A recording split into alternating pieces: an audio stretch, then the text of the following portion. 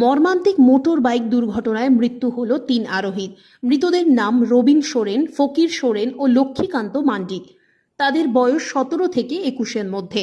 দুর্ঘটনা ঘটে রবিবার গভীর রাতে বাঁকুড়ার রায়পুর থানা এলাকায়। রায়পুর থানার পুলিশ জানায়, ঘটনাস্থলে মৃত্যু হয় রবিন সোরেন ও ফকির সোরেনের। পুলিশ আহত অবস্থায় লক্ষ্মীকান্ত মান্ডিকে উদ্ধার করে হাসপাতালে নিয়ে গেলে সেখানে তাকে মৃত বলে ঘোষণা করা হয়। কী কারণে এই দুর্ঘটনা তা এখনও জানা যায়নি, তদন্ত করেছে পুলিশ।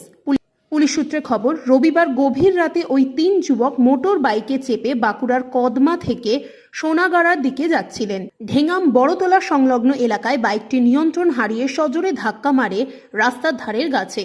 সোমবার ৩ জনের মৃতদেহ ময়নাতদন্তের জন্য বাঁকুড়া সম্মেলনী মেডিকেল কলেজে পাঠানো হয়েছে। খাতড়া মহকুমা পুলিশ আধিকারিক অভিষেক যাদব বলেন, বাঁকুড়ার ৩ যুবকের মৃত্যু হয়েছে। তাদের মাথায় হেলমেট ছিল কিনা তা তদন্ত করে দেখা হবে।